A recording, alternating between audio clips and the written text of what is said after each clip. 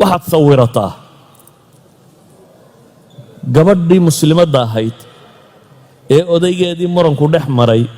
ee uu dihaaray ee ilaahay u ashtakootay ee ilaahay ashtakadeedii ka soo jawaabay gabadhaasi qur-aanka markay akhriyayso siday u akhriyaysa iyaduu ku soo degay iyadaa ashtakada samaysay dabeetana ilaahay iyadu qadiyadeedii ka warramay qad samica allahu qawla alatii tujaadiluka fii zawjiha watashtaki ila allah wallahu yasmacu taxaawurakuma ina allaha samiicun basiir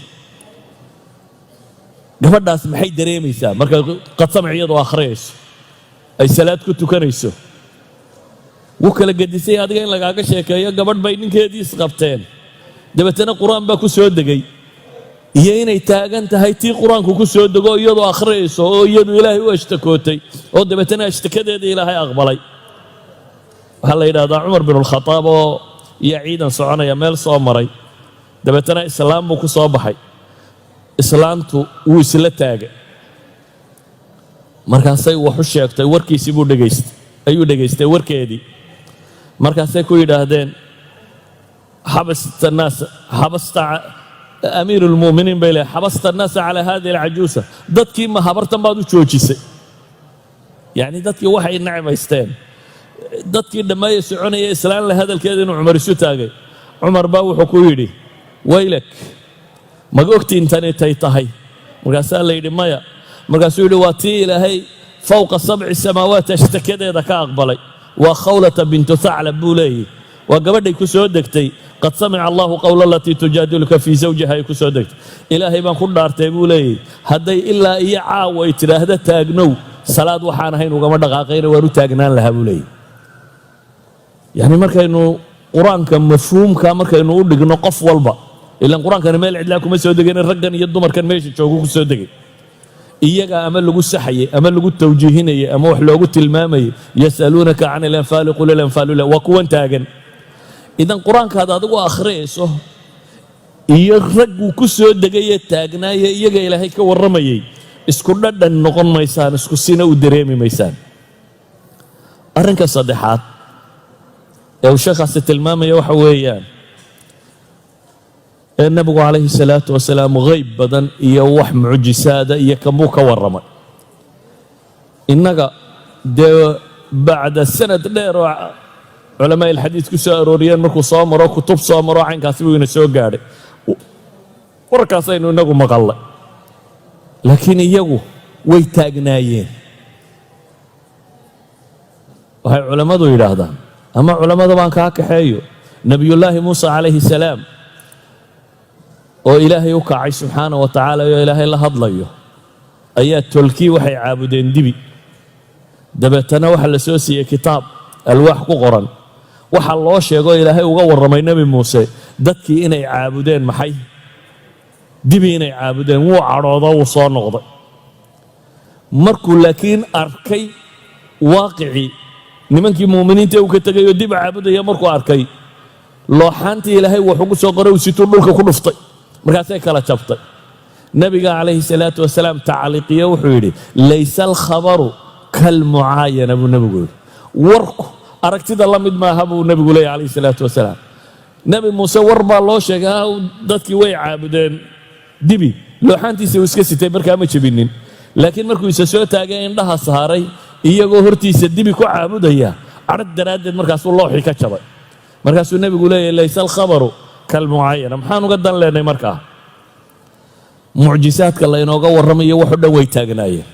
innaga waxaa laynoo sheegay inay quraysha iska hor yimaadeen ibagoo kaasoo dayaxa la kala dilaacay ka warran dayaxoo laba noqday ninkii taagnaa dayaxoo laba dhambala isagu labadiisa indhood ku arkayay ka warran ninkii taagnaa isagoo beershiyo boqorkii joogay uu la hadlay caamilkiisii yeman jooga oo uu ku yidhi ninbaa gobolladaada ka soo baxay aniga waraaqii soo diray waxaasi ma dhici kartee ii keen ee labada nin soo diray ee labadii nin nebi maxamed u yimaadeen calayhi salaatu wasalaam iyagoo raba inay u sheegaan boqorkii kisra ku doonaya eena raac dabeetana wuxuu yidhi bal noqdo oo ii kaalaya aroorta way ku soo noqdeen markay subaxu u yimaadeen buu wuxuu ku yidhi kii idin soo diray ku noqda oo waxaa u sheegtaan inna rabbii qad qatala rabbahu leyla rabbigay inuu rabbigiisii xalay dilay kisrahay kulahaa ka yaman la soo hadlay yidhi waxaad kii yamaneed u sheegtaa xalaydan aan joogno aniga rabbigay inuu isaga rabbigiisii dilay boqorkii kisra nafsi leyla baa la dilay oo kisra dhintay ka warran ninka saxaabigee joogay ama saxaabada arkaysay nebi maxamed oo khudbadaynayo geed dhinaciisa taaganiyo ooyayo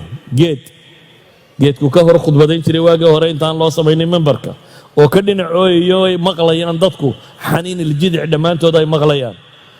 ka warran nebiga calayhi salaatu wasalaam oo ay dhex taagnaayeen oo intay biyo waayaan gacantiisa madibad yar u geliya weel yar biyaa gacanta u geliya oo dabeetana ay arkayaan farihiisoo biyo ka dareerayaan oo ku weysaysanayaan 80 nin baa ka weysaysanaya mararka qaarkood 300 oo nin baa ka cabay ama ka weysays ka warran yacni nimanka soo taagna waxaas nimanka soo taagna inay jibriil arkaan intuu nebiga u yimi oo su'aalo weydiiyey oo caynkan oo ay yidhaahdeen nin aanan hore u arki jirin oo caynkaasaan markuu baxay uu nebigu ku yidhi ma garanayseen kan idinka tegey ay yidhaahdeen maya uu yidhi jibriil oo diinta idin baraya buu ahaa idan saxaabadaas dadka waxay kaga gedisnaayeen iyagu diintan bay la noolaayeen qaarkood iyagoo dhulka kor marayaa la yidhi jannadaad gelaysaa dunidani intay cidhiidhi ku noqonaysaa ninka og inuu janno ku sii socda haddaad hubto caawa marka naftu kaa baxdo cirkan iyo dhulkan meel ka weyn inaad helayso tambariiskeedu mii kuuba dhadhami lahaa ma qiimo kula leeyahy ragga iyagoo halkan taagtaagan la yidhi jannaa leedihin jannaa gelaysaan oo nebi maxamed calayhi salaatu wasalaam la jooga idan ayuha alaxiba wuxuu sheekhaasi tilmaamaya uu leeyahay dadka kani waxay ahayn fac ilaahay doortay waxay ahaayeen fac qur-aanka la noolaaday iyo soo degistiisii waxay ahaayeen buu leeyahay fac dee alliya rasuulkiisu ka warrameen inna khayrakum qarnii buu nebi maxamed leeyahay dadba waxa u khayr badan qarnigayga kan uma aladiina yaluunahum waxau nebigu tilmaamaya laa tasubuu asxaabi war saxaabadayda waxa ka sheegina war saxaabadayda ha maagina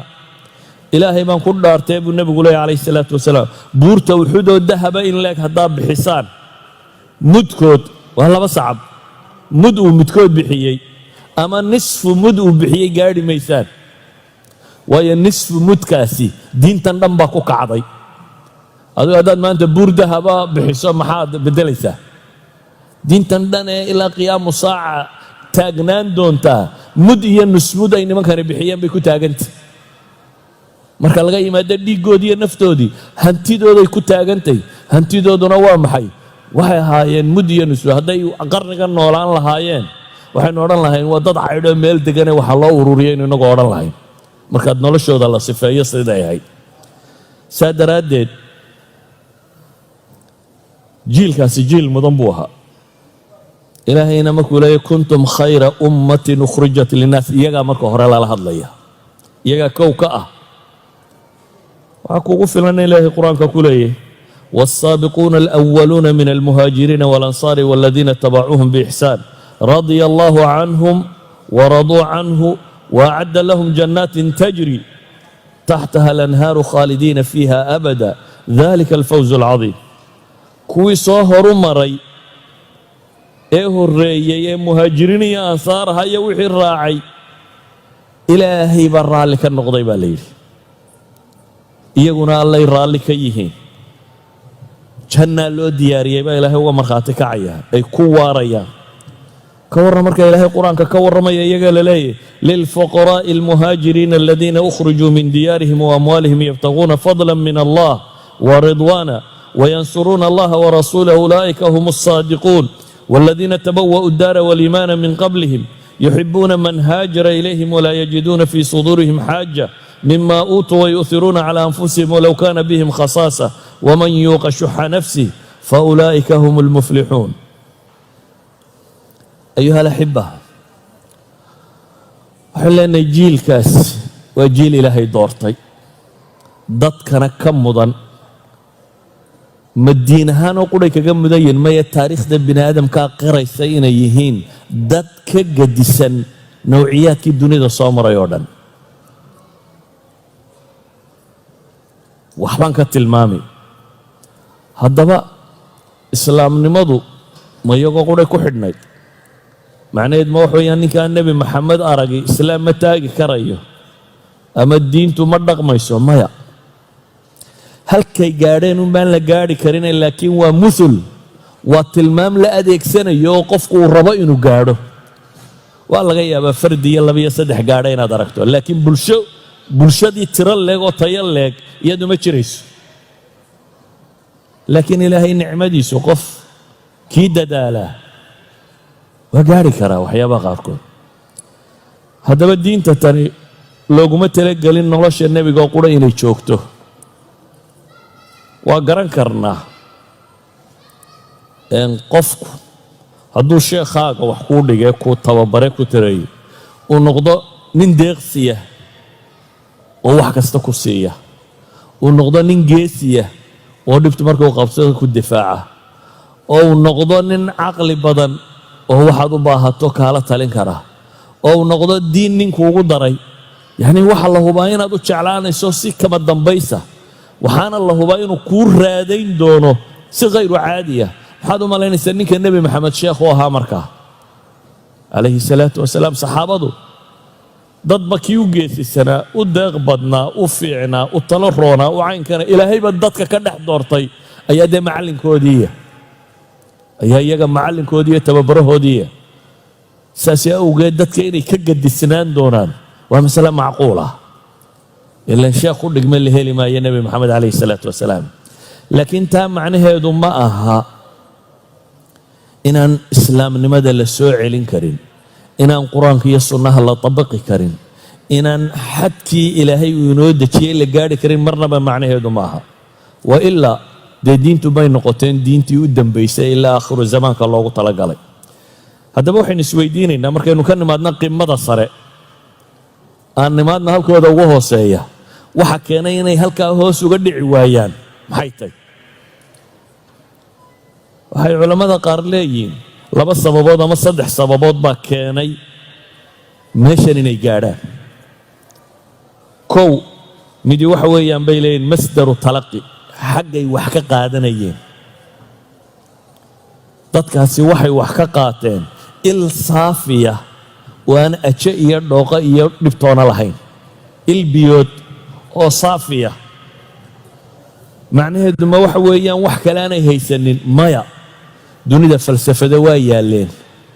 falsafadii xadaaradii romaniskaa taallay xadaaradii griigaa joogtay xadaaradii bershiyanka xadaaradii hindida xadaaradii jayniiska dunidu ma ahayn saa dadka badhmoodayaan meel madoow oo imkuuna iftay ma ahayn dunidu weligeedba afkaartan iyo filosofiyada maanta ugu waaweynee weli layna daba wadaa aristotle iyo balatin iyo kuwa la sheegaya dee warraggaa hore uun ma aha kuwa iminka jooga dunida cuquul iyo afkaar iyo aaraa'iba way taallay laakiin nebi maxamed markuu rabbaynayay wuxuu ku rabbeeyey inay ilaahay keliya kala kulmaan 2 wixii ku saabsan caqiido iyo values qiyam iyo tashriic inay rabbi kala kulmaan wixii maado iyo idaaraad iyo aqoon adduunyo ku saabsanna bini aadamku u wadaagaya inay aadanaa kale ka qaataan wixii la dheer yahay